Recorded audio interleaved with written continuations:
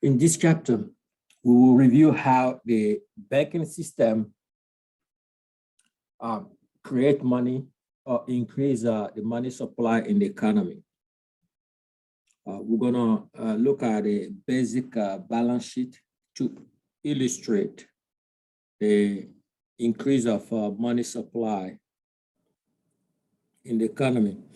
So throughout the chapter also, you will learn the difference, what is reserve and the difference between the excess reserve and the required reserve. We will also gonna learn how the money multiplier impact the money supply.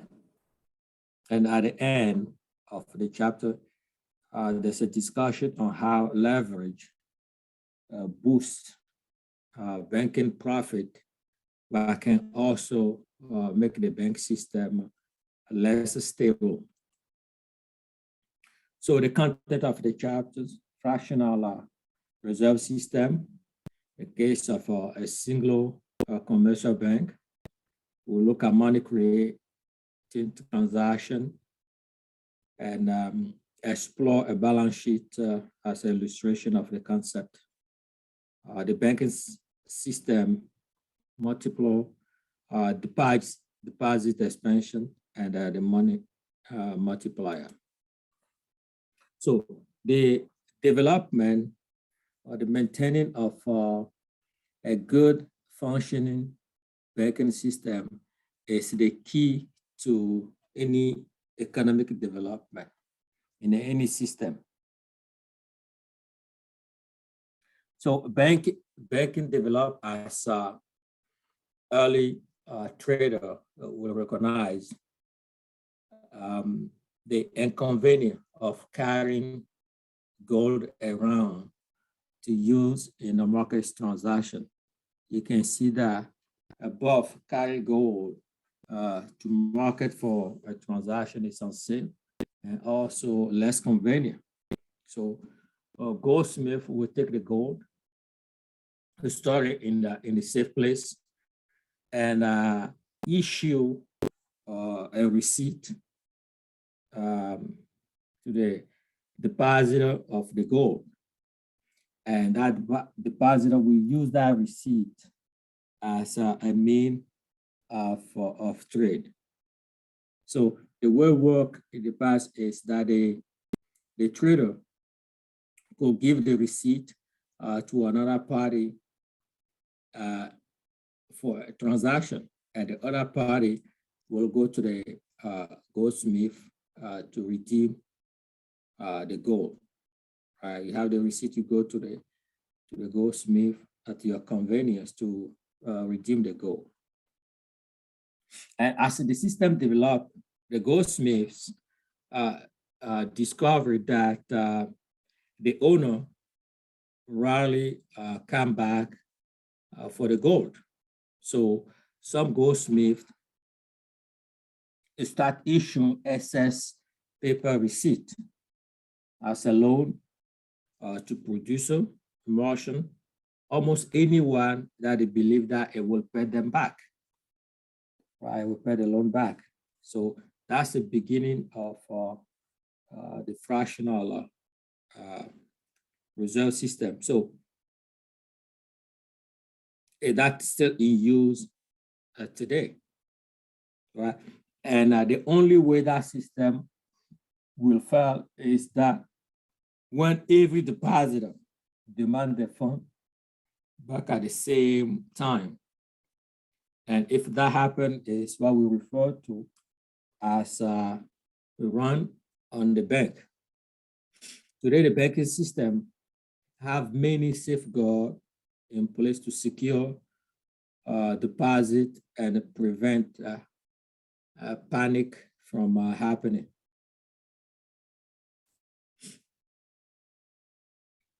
The balance sheet. We have one side of the balance sheet that cover the asset, and the other side we have liabilities and net worth. And both sides have to balance. Right, so we're gonna move and see some of the basic housekeeping bookkeeping exercise, right? Basic bookkeeping exercise, explaining how businesses use accounting to track information and compute balances.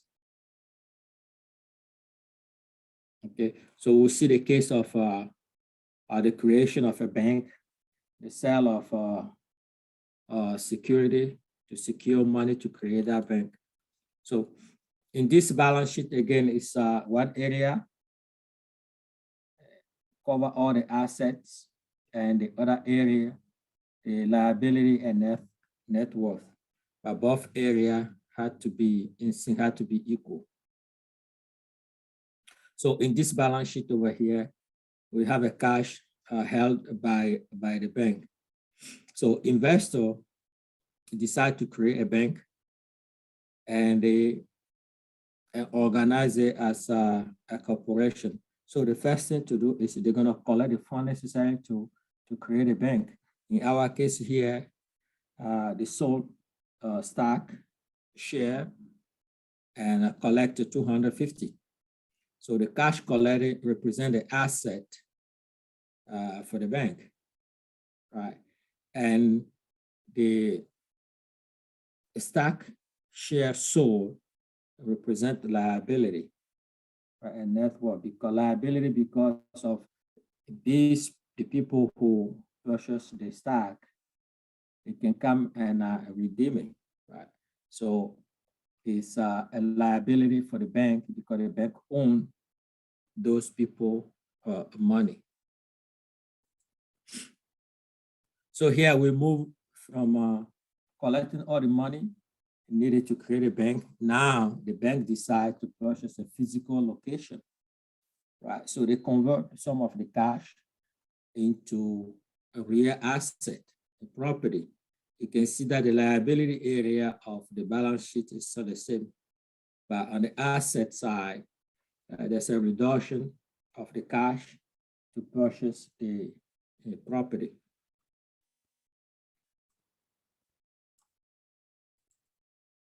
So here the bank transaction to be the bank asset deposit. So in this slide, the bank has actually increased its value by accepting deposit from a customer, right? So here the deposit is recorded as a liability for the bank, checkable deposit, because the bank must return the deposit to the customer upon request, right? And the asset side of the balance sheet also increases, right, with the cash, because there's more cash in the bank now. The bank are not required to keep 100% of the deposit on hand.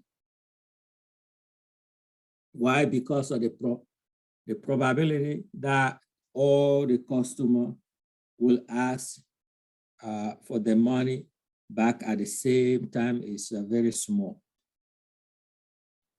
But if it happens, it's what we refer to as one on the bank.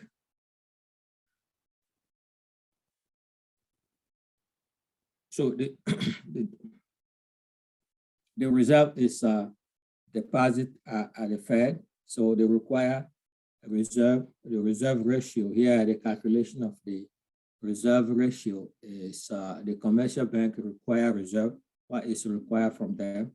You have that amount divided by the total checkable deposit that the commercial bank received.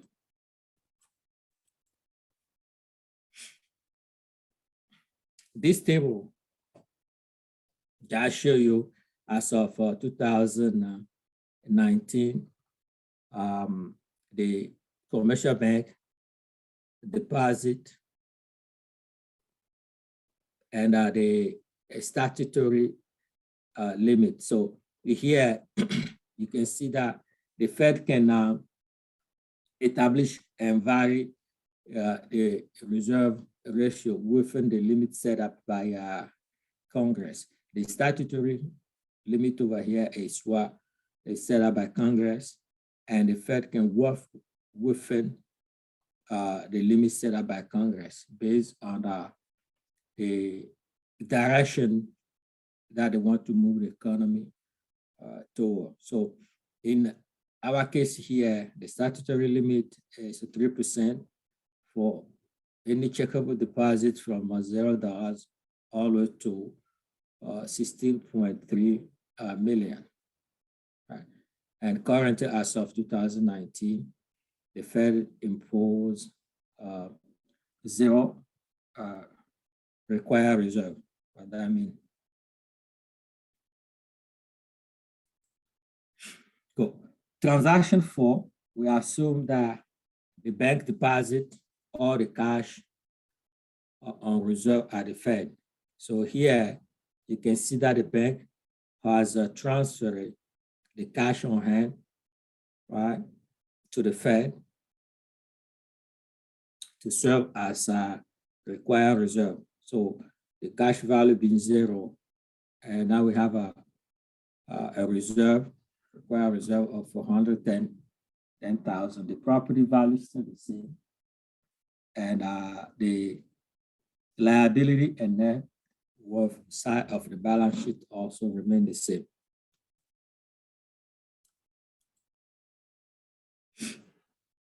In our example, the excess reserve will be equal to 90,000 because of we have an actual reserve of 110,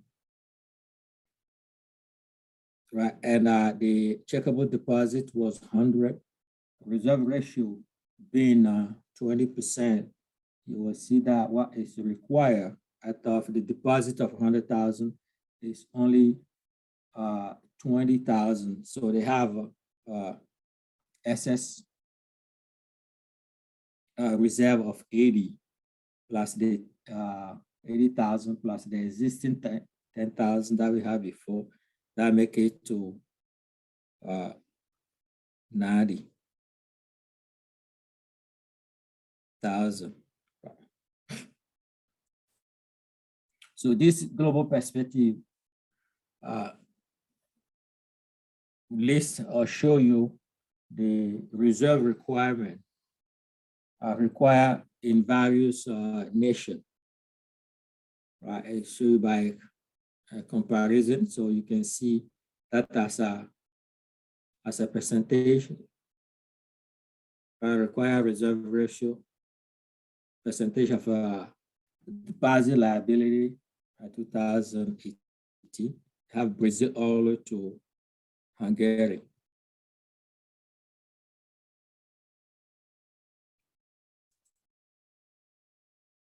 Now we see that when a customer write a check against his balance, he reduce the reserve and the checkable deposit by the amount of the check.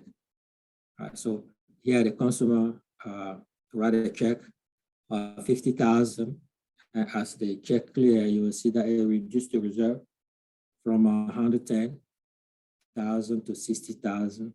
And at the same token, it reduced also the value of the checkable deposit.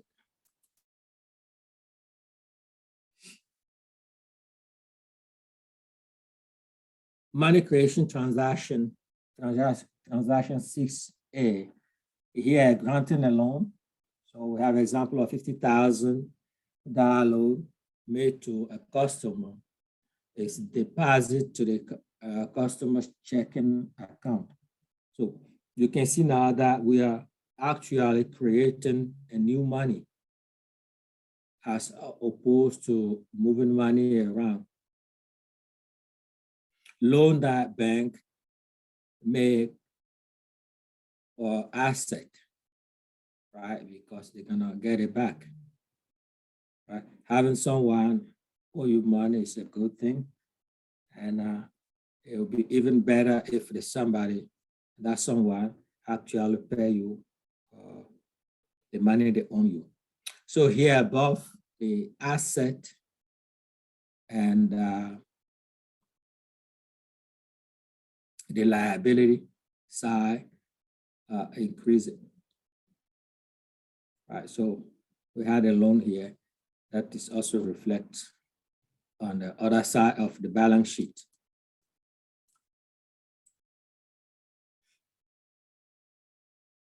Yeah, the consumer with the loan wrote a check that came out of our bank and went into another bank.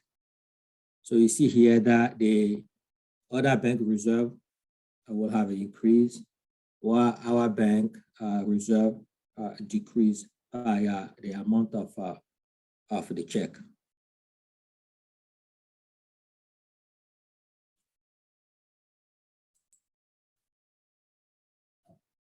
Creating money transaction 7. Yeah, bank buy government securities from a dealer. Government purchase, bank purchase a government security from the dealer, right? Deposit payment into checking, and new money is created. Buying government security has the same effect as lending money. Right? New money is created.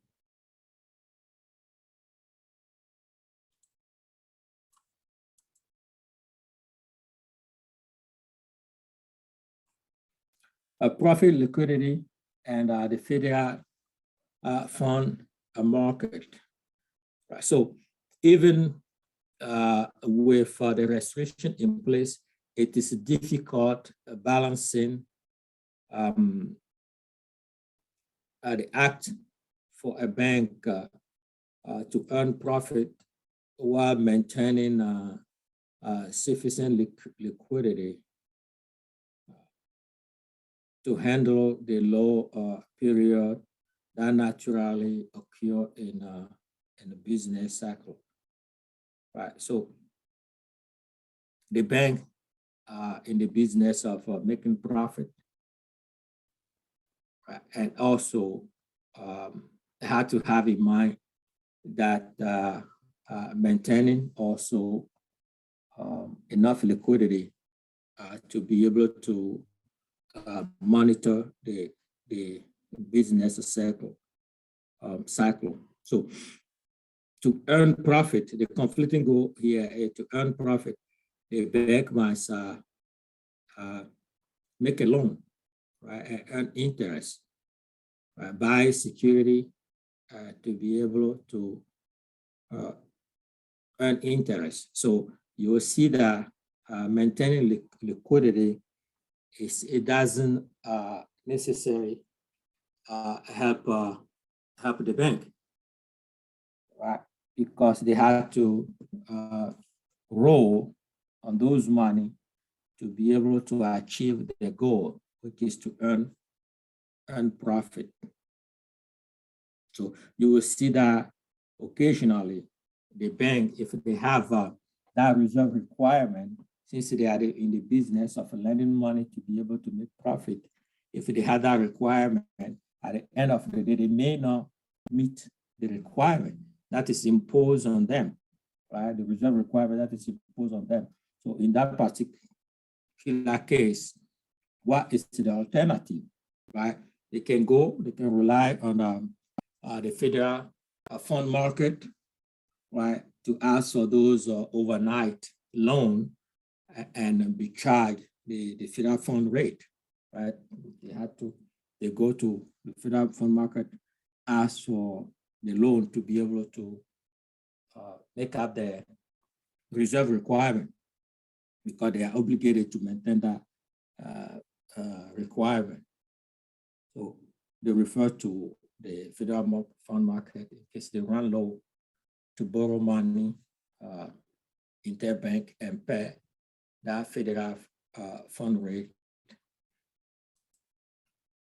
So the banking system, as the check of the one bank are deposited into another bank, more money is created, which leads to even new money being generated, so on and so forth. So if we maintain our assumption here that the required reserve is 20%, and the bank alone, all the money they have, they are all loaned up, right? And the bank lend all the excess reserve they have.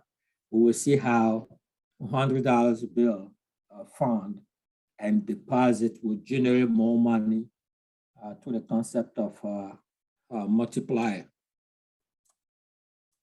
So in our scenario here, this table illustrates the creation of new money based on $100 fund and deposit into one bank, right? So a fund and deposit into a bank A. So if the bank A here have a requirement of 20% in our assumption, you will see that they are required to keep only $20, right? And the $80, they can lend it out. So if they lend it out to the next customer, and the next customer receive 80 and put it in their own bank or in his own bank, they're gonna be 80. That is a checkable deposit into the bank B. And now the bank B also require to keep only 20% of that 80, right? So that means that they can only keep $16 and have a lending ability of the rest, which is 64. So they lend it out to another customer, and that customer deposit into his own bank. The scenario gonna repeat, right? Require reserve, and the rest become the excess reserve that you can lend out. So if you keep doing the transaction all the way to the end, you will see that a $100 fund and deposit into the first bank generate additional $400 of deposit in the banking system, right? So into the original deposit of $100 end up adding additional $400 in new money into the system. So if we look at this graph over here, you'll see that the money multiplier, what we refer to also as a checkable deposit multiplier, is the key measure in banking, right? And that helps to predict the money supply that will be available to drive the economic growth. As you can see in the formula, right? If the reserve requirement is 20%, so the multiplier will be equal to 1 divided by 0.2, right? Multiplier equal 1 divided by the reserve ratio. In our case, 1 divided by 0.2, and that gives you 5, right? That gives you 5. So we can then use the money multiplier, multiply by the excess reserve to anticipate the maximum checkable deposit creation that will be provided by the new money injecting in the system.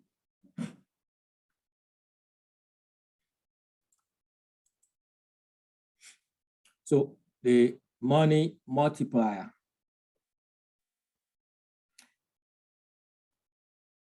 the irony here is that one of this item that show economic growth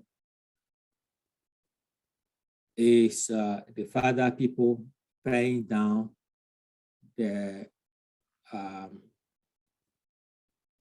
credit card balances and other loan, right? And whatever people pay down credit card, they don't consume or purchase additional product, but instead they pay down credit card and existing loan balance. The reversibility of creating money will happen. In fact, that will remove money from the system.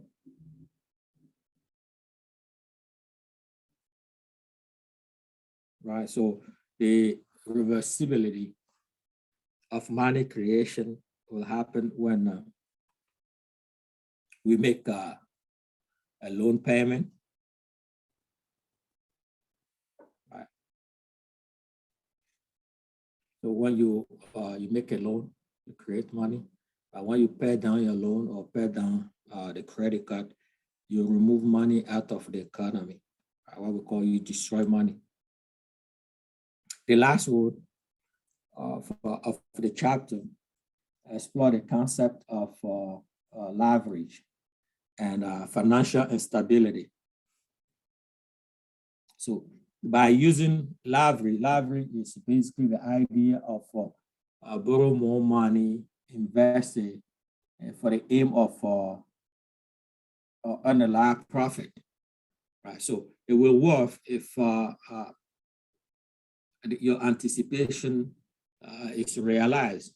But it can also, leverage can also hurt the bank or keep the bank unstable because of you borrow money for investment. If that investment doesn't provide you the expected return on investment, so now you won't be able to pay the loan. So, right, because you borrow money at certain interest to inject it, expecting that you earn more money to be able to pay the money that you borrow. So that's a risk part of the leverage, because if it works well, you'll be able to pay the money that you borrow and even make more money. But if it doesn't work the way you want it, so you are in the hole, right? Because now you own the other bank money and plus interest.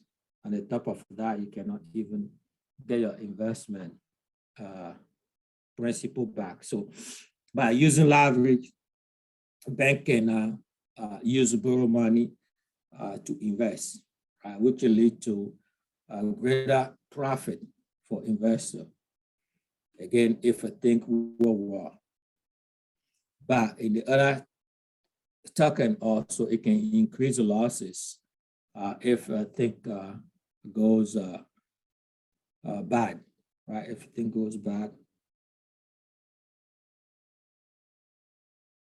So when bank make bad investment decision, that led to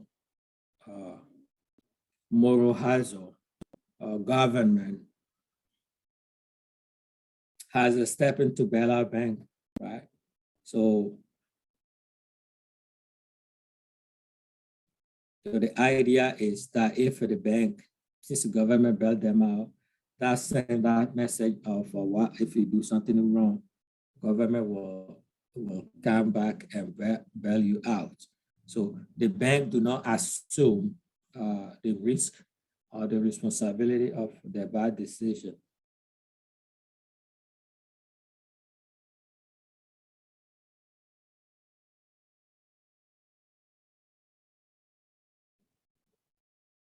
And that will send a message that by bailing them out, there's no incentive for them to make a prudent decision in the future, because they may have that idea that even if things go wrong, government can step in and bail them out.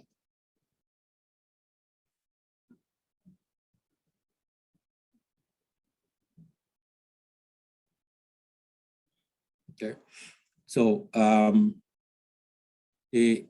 one other thing to complete this chapter is that the current regulatory system rely on a bank supervisor, right, or the bank supervision system, who were trying to prevent the bank from making a bad loan.